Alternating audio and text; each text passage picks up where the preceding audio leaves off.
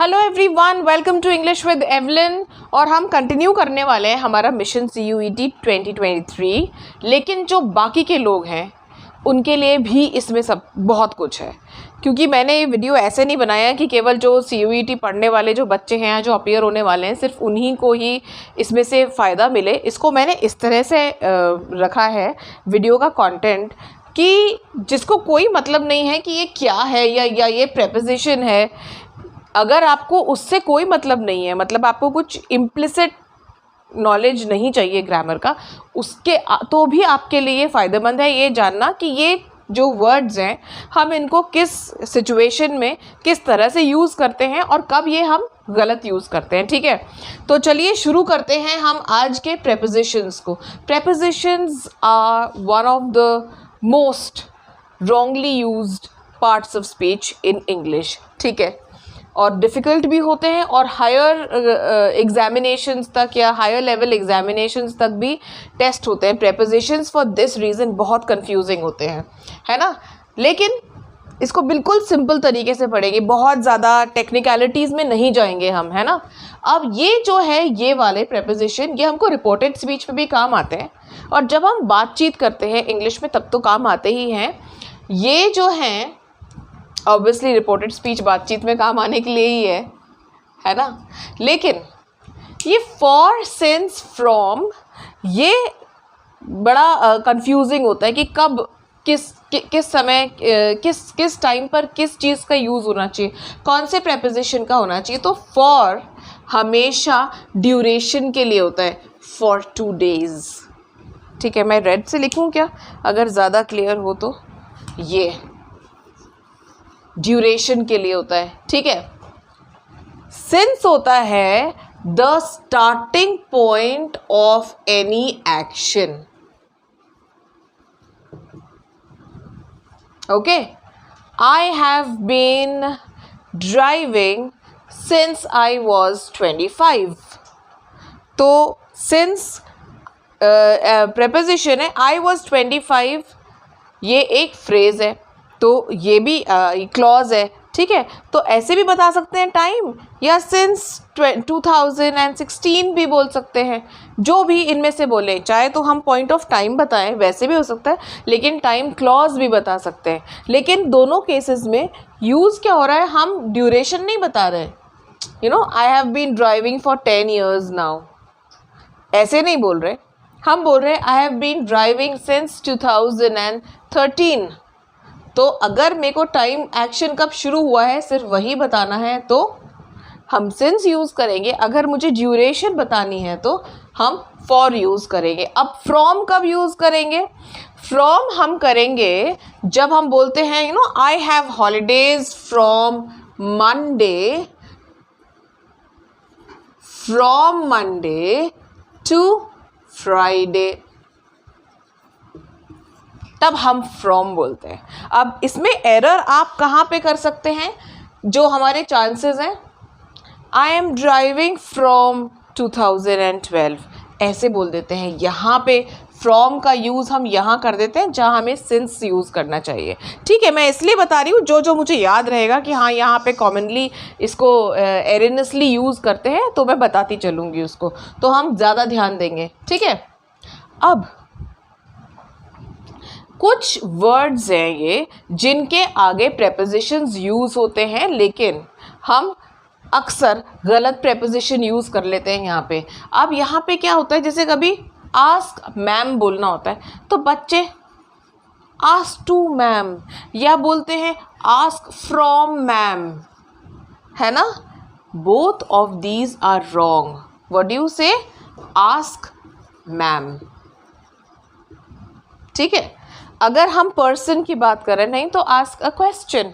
Okay, ask the date, ask for information. अगर information की बात कर रहे हैं तो यहाँ हम बोलेंगे फॉर इंफॉर्मेशन।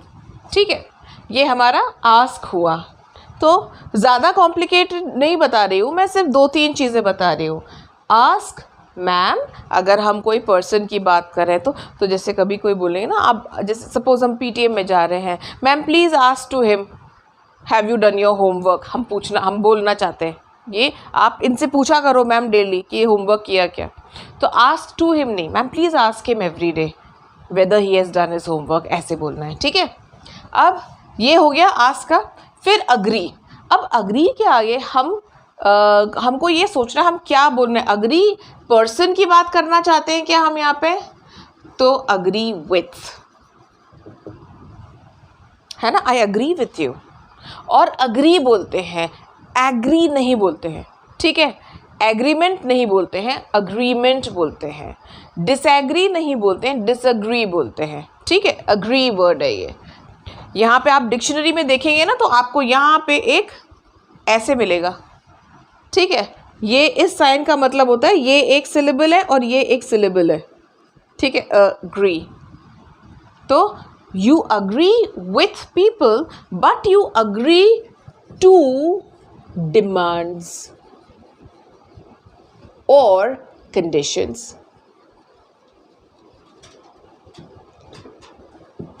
तो अगर हम यहाँ पे पर्सन बोल रहे हैं तो पर्सन के साथ तो हम अग्री विथ करते हैं, लेकिन डिमांड्स या कंडीशन के साथ में हम अग्री टू करते हैं, ठीक है। ये क्लियर हुआ। बिल्कुल छोटी छोटी सी एकदम बारीक सी चीज़ें हैं, लेकिन this will bring a world of difference to your spoken English written also, ठीक है। तो यहाँ पे ये यहीं पे ही बता दिया मैंने, इधर ये अग्री टू का ये था, ठीक है। चलिए अब हम चलते हैं वेटिंग और अवेटिंग, ठीक है। अगर हम बोल रहे हैं waiting for, I am waiting for my final scores, या I am waiting for the results to be announced, जब भी हम इसकी बात कर रहे हैं तो हम बोल रहे हैं waiting for.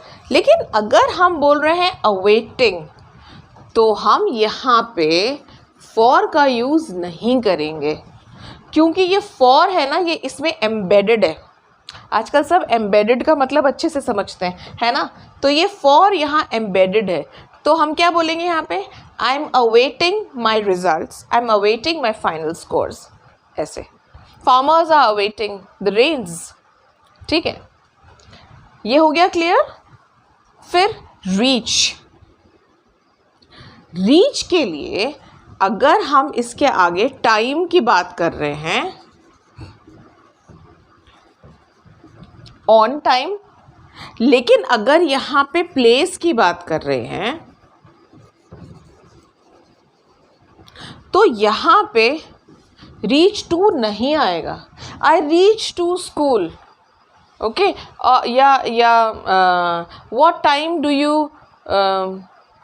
How long do you take to reach to Delhi. तो ये कॉमनली मेड मिस्टेक्स हैं, ठीक है। और कोई ज़्यादा भारी गलतियां नहीं है, लेकिन हाँ ऑफ कोर्स गलत तो गलत ही होता है ना। अगर ग्रामर में गलत करते हैं हम, अगर स्पोकन में कर रहे हैं तो ठीक है, कोई फ़र्क नहीं पड़ता है, समझ में आ जाता है। बट अगर हमको एग्ज़ाम में अपीयर होना है तब तो ऑब्वियसली एक एक चीज़ के मार्क्स कट जाएंगे, तब तो हम ये नहीं बोल सकते। तो रीच टू कभी नहीं होता है। हाँ, अगर टाइम की बात हो रही है ना, तो I want you to reach on time. लेकिन अगर मैं टाइम ना बोल करके मैं बोलूँ आपको टाइम बता ही दूँ, देखा एक चीज़ में कितनी सारी चीज़ें होती हैं, एम्बेडेड कहते हैं ना इसी को ही। मान लीजिए प्लेस है, तो अपन बोलेंगे, हम यहाँ पे बोलेंगे रीच स्कूल, ठीक है, रीच स्कूल। अगर मान लीजिए यहाँ पे मैं बोलूँ 8 AM, टाइम का मैं नाम दे दूँ, मतलब स्पेसिफिक टाइम दे दूँ, नाम नहीं स्पेसिफिक टाइम दे दूँ, तो इसको मैं बोलूँगी reach at 8 AM, you are expected to reach at 8 AM। तो हम क्या बोलेंगे, you are expected to reach school at 8 AM। आया समझ में। जब हम प्लेस का नाम ले रहे हैं रीच के बाद में, तो हमें यहाँ पे कुछ भी नहीं लगाने की, प्रेपोजिशन की ज़रूरत नहीं है। Reach school, reach the theatre, है ना, रीच द पार्क, तो नो प्रेपोजिशन नीडेड। लेकिन अगर हम टाइम बोल रहे हैं, द वर्ड टाइम, तो रीच ऑन टाइम बोलेंगे या रीच बिफोर टाइम बोलेंगे, है ना। रीच, हाँ, ये ऑन और इसका भी मैं अभी यहाँ पे एक कॉन्सेप्ट और है इसमें, यहाँ पे क्लियर करूँगी नीचे। फिर अगर हम स्पेसिफिक टाइम बता रहे हैं तो एट बोलेंगे, ठीक है। ये हो गया क्लियर। अब आता है हमारा टाइम। इसमें डाउट किन चीज़ों में होता है, मैं रेड से ही बताऊँ क्या?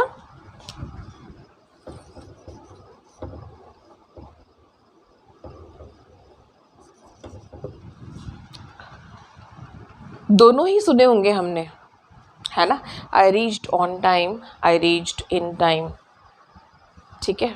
अब क्या है इसमें, कब हम यूज़ करते, दोनों ही करेक्ट है बाय द वे, है ना, दोनों ही करेक्ट है। अगर आप एक्सपेक्ट कर रहे हो कोई 9 बजे पहुँचे आपके पास, और अगर वो 9 बजे पहुँच जाते हैं, then that person has reached on time, ठीक है। And if suppose the person has reached 5 minutes to 9, he is reached at 5 minutes to 9, तो आप क्या बोलेंगे, he reached in time, okay. Movie अगर 12 बजे की है, and if you reach at 12 noon, तो हम बोलेंगे I reached on time, okay. और फिर अगर नहीं तो आप बोलेंगे सबको, भाई please reach at 11:45 AM, I want to be in time to watch the credits, या you know to be there for the beginning, I don't want to miss the beginning of the movie, so please be in time. In time मतलब when you reach and there is still a few minutes to spare, some time to spare for the actual event or whatever it is to begin, ठीक है। तो ये on और in time का concept हुआ, है ना। Now when you're talking about opening a book, teachers use this phrase almost every day, okay. Open your books to page 57. Open your books, ये बुक का है ना, इसलिए मैं पूरा सेंटेंस नहीं लिखा है, मैं बताने के लिए कि ये बुक ओपन होने की बात हो रही है। लेकिन क्या ओपन कर रहे हैं हम यहाँ पे, पेज, तो हम क्या बोलते हैं, ओपन योर बुक्स टू, क्या यूज़ करते हैं यहाँ पे, ऑलवेज। हम ऐसे नहीं बोलते हैं टेक आउट पेज 20, ठीक है, या हम ऐसे हम बोल सकते हैं take out your books and open to page 27, हमेशा ओपन टू बोलते हैं, ठीक है। Among and between, okay, among is distribute the, ये क्लीशे एग्जाम्पल है, सब लोग यही बोलते हैं, डिस्ट्रीब्यूट ही करते हैं sweets, distribute the sweets among your friends, बहुत सारे लोग हैं तो अमंग, और बिटवीन टू अगर है, 2 लोग हैं तो between the 2 of you, okay, right. So share, distributing among and distribute this between the 2 of you. तो ये this is for 2 and this is for 2 or more. 2 or more नहीं, मतलब 2 and more ही होगा. All right. Now there are some phrases in which the preposition is fixed. Okay, we cannot change. There are no options available except for this first one. Okay, now when should we start tomorrow morning? When should we begin?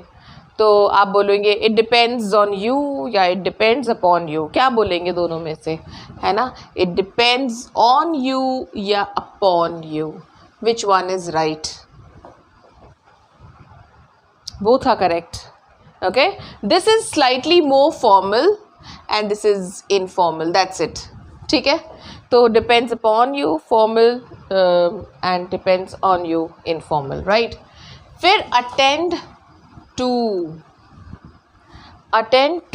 the job in hand, attend to the customers, attend to your work. Okay, that means to pay attention to, है ना, or to service, to serve someone, to give your services to someone, to attend to people, you know, in this. So you attend to the guests, you attend to your work in hand. तो attend is always followed by to. अब इसमें मैंने जो देखा है usually लोग to नहीं लगाते हैं. Okay, attend your guests, attend your customer नहीं, attend to. Okay, you pay attention to, उसमें भी टू लगता है आगे. फिर afraid is always followed by of. Afraid of unless आप कोई एक्शन बता रहे हैं, है ना. I am afraid to drive during night time, है ना, या I am afraid to do something on my own. अगर एक्शन आ रहा है तो आएगा. To eat, to drink, to drive, to walk, जो भी बोलना है ना, वो उसमें आता है to infinitive. लेकिन अगर आप ऑफ यूज़ कर रहे हैं तब एक्शन का नाम डायरेक्टली आ जाएगा. जैसे मैं एक दो एग्जाम्पल और देती हूँ. इसमें थोड़ा सा इंटरेस्टिंग है, बट एक बार समझ में आ गया आपको तो बड़ा अच्छा लगेगा आपको कि ये हमने इम्पॉर्टेंट चीज़ सीख ली है. जैसे अगर मैं बोलूँ I am afraid of swimming, तो ऑफ स्विमिंग बोलेंगे क्योंकि तब मैंने स्विमिंग को टू स्विम नहीं बोला है. ठीक है, तो उसमें ऑफ आता है. अगर मैं इसका जेरेंड बना दूँ तो, है ना, I am afraid of eating you know strange foods, of. लेकिन अगर मैं टू बोलूँ, I am afraid to try new foods, तो क्या हुआ, तब मैंने टू यूज़ किया.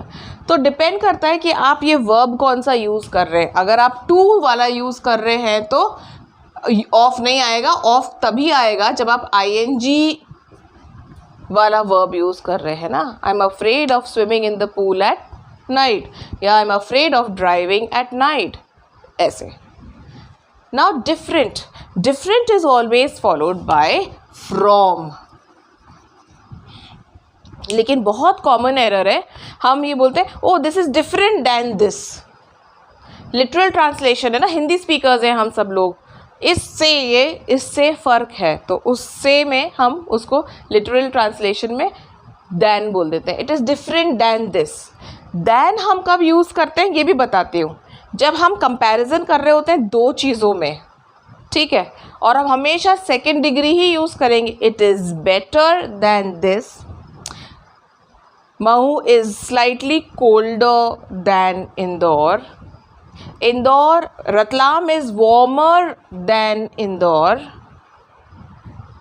He is taller than her, but she is older than him. तो मैं कौन सा डिग्री यूज़ कर रही हूँ, सेकेंड डिग्री यूज़ कर रही हूँ कंपैरिजन की. और उसमें क्या यूज़ कर रही हूँ मैं, द. लेकिन डिफरेंट जब हम बोलेंगे तो फ्रॉम होता है, तब दैन नहीं बोलते. ठीक है, this should be very clear to everyone who, you know, who uses this. I mean everyone uses this, but if you want to use this correctly. Okay, consist is always followed by of. Again, this is an oft forgotten preposition. This consists this. Okay, mango shake consists mangoes. A book consists pages. नहीं भाई, consists of. Always consists of. Ashamed is always followed by of. Ashamed of. अच्छा, जब हम commuting की, travelling की बात करते हैं तो बाय कार, बाय ट्रेन ऐसे बोलते हैं. लेकिन अगर पैदल जा रहे होते हैं तो स्टेटस चेंज हो जाता है, हम उसको बोलते हैं on foot. I commute to work on foot. ठीक है. Incapable is always followed by of and a verb in the ing form. ये ing form. He is incapable of taking a huge project. She is incapable of taking such a huge responsibility. They are incapable of handling a big project.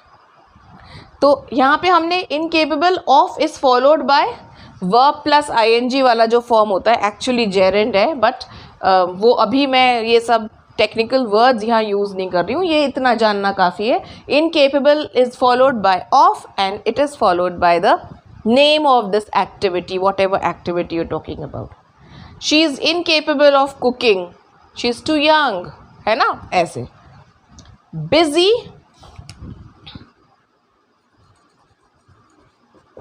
with, she is busy with her work. Okay. Superior is always followed by to. हमको क्या लगता है, superior क्योंकि comparison हो रहा है तो than लगा देते हैं, this is superior than that, है ना. नहीं, superior is always followed by to. और अगर आप कहीं पे इंटरव्यू के लिए जा रहे हैं या फिर किसी ऐसी चीज़ के लिए जा रहे हैं जहाँ पे बहुत आपके टेक्निकल चीज़ों को या ये देखा जा, वो एक पर्टिकुलर लेवल ऑफ इंग्लिश अगर एक्सपेक्ट कर रहे हैं आपसे और हम इनमें से कोई मिस्टेक्स करते हैं, है ना, तो थोड़ा सा हमारे लिए नेगेटिव हो जाता है वो पॉइंट. इसलिए इन चीज़ों का ध्यान रखें. In fact this is not all, this is not an exhaustive list. बहुत सारे प्रेपोजिशंस हैं जिसमें बहुत सारा कन्फ्यूजन भी होता है. मैं आपके लिए एक बार फ्रेजल वर्ब्स भी लेकर के आऊँगी, बहुत इंटरेस्टिंग है, लेकिन पढ़ कर के आपको बहुत कुछ सीखने भी मिलेगा उससे. ठीक है, तो for now I think I wind this up. This is you know a good like content for today to revise, and please keep on sharing my videos, subscribe and keep liking, leave comments and let me know what else you would like me to make a video on. Bye bye.